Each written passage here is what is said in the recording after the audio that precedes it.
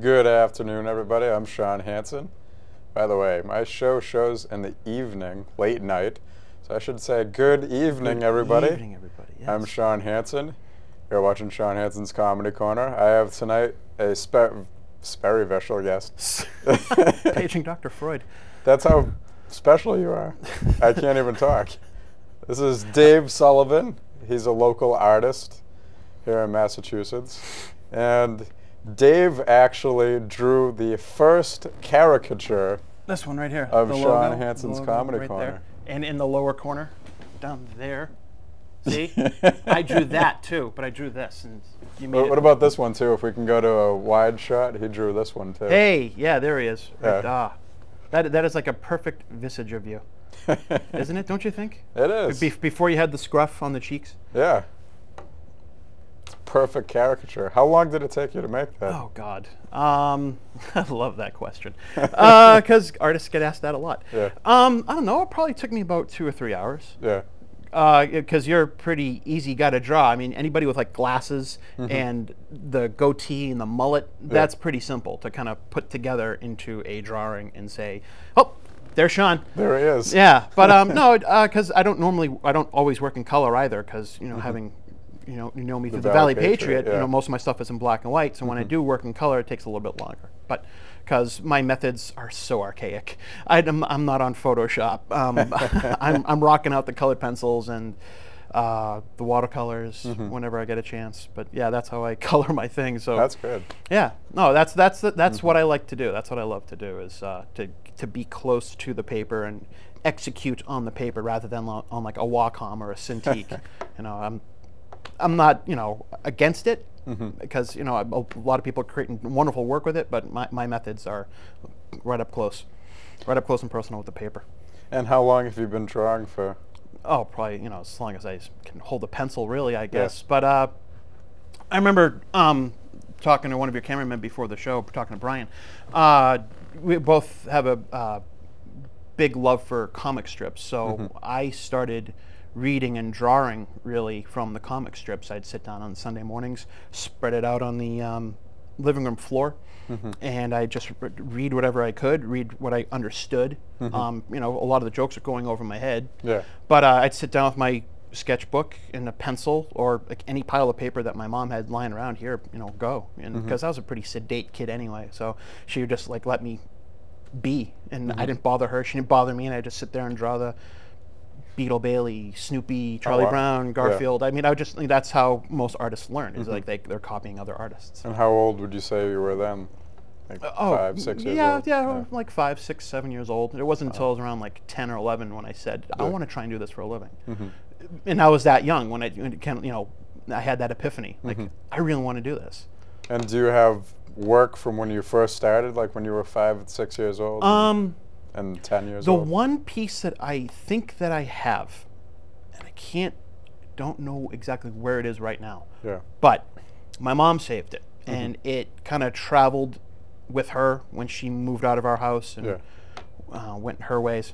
And I think she gave it to me. I don't recall, but I know that either one of us has it. Yeah. And it's a drawing I did in the 5th grade out at Great Brook Farm in Carlisle. Oh, wow. Yeah. I was on a field trip with my class, and our teacher just kind of gave us, whatever we wanted to do. She would give us paper or pencils or little bags to collect leaves, because in 5th grade you always have a leaf collection. Yeah, definitely. I still do. Yeah. So I sat down at the pond and I drew the Canadian geese that were flying into the pond and flying off from the pond, and that was the first drawing I remember that I still have.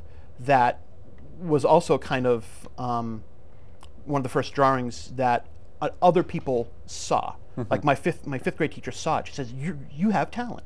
Wow. You pursue this, push this." And she was very adamant about pushing me in that direction, and just at that early age. At that early age, just continue drawing, keep at it. So yeah, it's again, that drawing is somewhere. I don't know where it is. So when we have you on next time, or when you find it, maybe you can print it in an Oh article. God, yeah. Maybe you can print it in the Valley Patriot. I can write an article about it. Yeah, that'll go over well. Yeah, I'm sure the staunch Republicans of the Valley Patriot readers would love that one. Yeah, definitely. What's with these geese? How come not, lambasting Lantigua? Yeah, 1985 was, yeah, it's like 10. Yeah. When I did that drawing, and that's probably where it's from. It's probably yellowed by this time, by this point, because it's done on newsprint and just gonna fade away into nothingness. So how long have you been with the Valley Patriot overall? I started with the Valley Patriot. My first cartoon was February of 2007, and my meeting up with Tom was kind of through another venue that I travel down every once in a while. Yeah. I also do some acting outside of doing cartoons and also outside of my day job. And I was doing this one show in Lowell, and one of the women that was in the cast was actually friends with Tom. Yep. And her name is Debbie Boda. I don't know if you're out there. Hi, Debbie. How's it going? She had seen the artwork that I did for the play. Yep. I did the poster art to kind of advertise when the play was going to be held. And she said, "Wow, you're really good." And I'm like, "Oh, well, thank you." And she says, "I have a friend who runs the newspaper, and he's looking for a cartoonist." I said, "Well, I mean, here's my contact information. Have him call me." And that was kind of the genesis of me working for Tom. And it's been, here it is. 4 years. 4 later. years now. Yeah, that's great. Yeah, it's a lot of fun. I mean, it is a lot of fun because I don't like to think that I sit on any side of the political fence. I am a liberal weenie. Yeah. I am a fence sitter. Yeah. So it's odd for me to be in that newspaper, I feel, but I'm happy for the work, and I'm happy to kind of hear the opinions of Tom and find out what avenue he's going to travel down. And that's the great thing about working with Tom, is that it's a collaborative effort. I don't always come up with those cartoons. I mean, sometimes if he sends a story my way, I'll say I have an idea for a cartoon, and he'll say go. Yeah. More often than not, we're getting in touch with each other, and he'll say, "Well, I have an idea. This is what I think." And I'll say, "Okay, well, why don't we have this guy saying that? Why don't we have this guy saying this?" And then hilarity will ensue. And you'll sell a ton of subscriptions, and the paper will fly off the racks. And it does fly off the racks. It does, surprisingly enough. And that's a nice little feather in the cap. I like to think that many people each month are seeing my work. Oh yeah, Yeah, it's a lot of fun. tons of subscriptions. And I'm sure everywhere. you must feel the same way, having like how many articles? Like 17, 19 a month Well, per month in that newspaper? I celebrated my 2 year. Well, I didn't celebrate it. I didn't have like a party. Yeah, like, you should have. Yeah. But Cake. I've been you writing just like for throw it them. around the studio. I've been writing for Tom for 2 years now. Yeah. Last month, and Now, how did you get started with Tom? Did he find you? Did you find him? Actually, I was at UMass Lowell at the time, and I'm an alumnus as well. alumnus. I There am. we go. Nice to meet you. I'm a former River Hawk as well. Yeah. All state. No, not yeah. All state and coloring inside the lines 101. There you go. But you were at UMass Lowell, you said? UMass Lowell, and I was interested in the radio. Okay. And I would go to WCAP. When he was at WCAP. Yep, every once in a while. And I would sit in on the shows with Bob Ellis and Chris, I forget what his name is, Chris something, rather. I used to listen to Bob Ellis when I was in high school. And this is going back 19 years, and he was still there then, and he's there still now. Oh yeah, Wow. he is. And the producer there, George Papulius, he said, well, I have a friend, Tom Duggan, he owns his paper, so that's how I got started. Cool. And I think I've written like 55 articles in 2 years. So I'm like 31 above the average person. You're an overachiever. Yeah. Either that or I have nothing to do. I'm sorry to hear that. But it's really fun. I mean, It is fun. Wait a minute, is this an interview about me? Or? No, it's never about me, because here's the ironic thing. Yeah. I love to be interviewed. I Yeah. hate to talk about myself. You do? I'd never this noticed. is called the Comedy Yeah. Corner. I'm dying here. I'd never noticed talking to you on Facebook and stuff. You'd go on and on and on. I'm and on more and of a on. lurker. I Yeah. really am. I'm more interested in what other people are up to. I really, Sure. I completely. I totally am. Yeah. Me too. Yeah, that's the great thing about Facebook. Let's see what everyone else is doing. See the status updates and stuff. Oh, But we actually have a few of your artwork masterpieces, if you will. Masterpieces. And yes. if we could take a put them up look and at a let's few put of them up and those. let's get them into a museum and then let's kill me off so that I can get paid. My wife and my daughter can get paid. Yeah, That is actually Dave Sullivan. But my parents made that one, not me. They actually drew. They drew it, and then it came to life a few days later. Yeah, the power of the Mac and the web camera there. So that's the picture of Dave, the extremely talented artist for the Valley Patriot. And if we could go to another picture Dave has produced, if you will. Yeah. Tell me a little bit about that. I and, will. Was that one you came up with yourself? This or? was something that Tom and I collaborated on. He wanted to rub it into Duvall a little bit about how he had said when he was first elected in 2006 that he promised to put 1,000 more cops on the street. Yeah.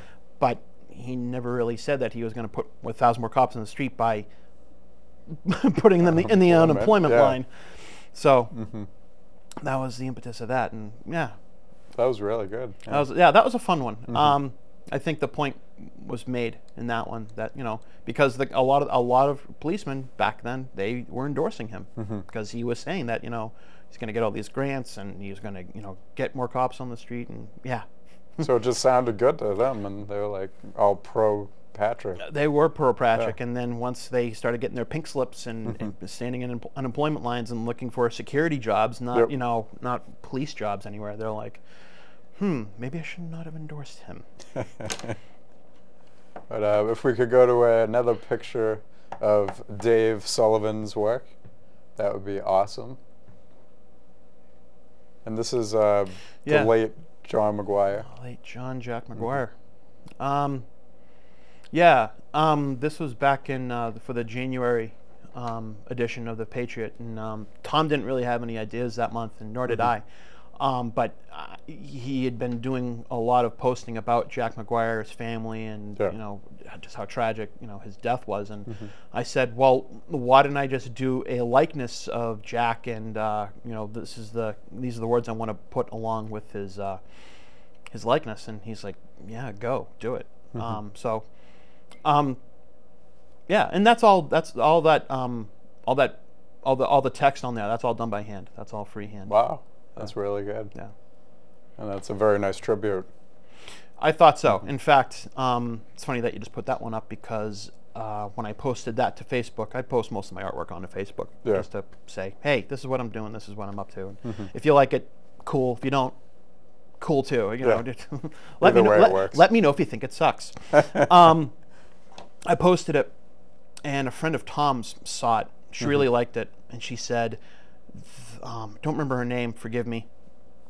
But she's running in a road race in Boston at the end of May, and she wanted to use that picture on her T-shirt. She wanted to use the image and say, I'm going to have it silkscreened onto a T-shirt, and because I'm running for Jack McGuire's family, I'm raising money, and I think the race is to, I don't know if it's just for Jack, but I think it's for fallen policemen, policemen killed in line of duty. It's to donate money for families. Oh wow, that's really good. Yeah. So she asked you for like the rights to put that on. Well, just permission really, and I wasn't selling it because it was going for. I'm pretty sure I asked you for the rights to put this on a smug. By the way. Yeah, you did. You did. Just to have that out there. And and I tried to get more money out of you, and you said, "I'm a starving college student, man." I'm like, "All right, fine, jeez, take it." I said it exactly like that too. Yes, you did. And it was through Facebook because we didn't really know each other. Because I can hear sarcasm through Facebook, and I can hear people cry through Facebook. Oh wow! Can we stop talking about Facebook for God? No, we can't because they should give us royalties. Because the world revolves around Mark Zuckerberg now. Oh yeah, I actually tried to interview him before I called. Did you really? Yeah. Where? No, I actually called them up because about the movie. I wanted to interview through those people. They never got back to me. No.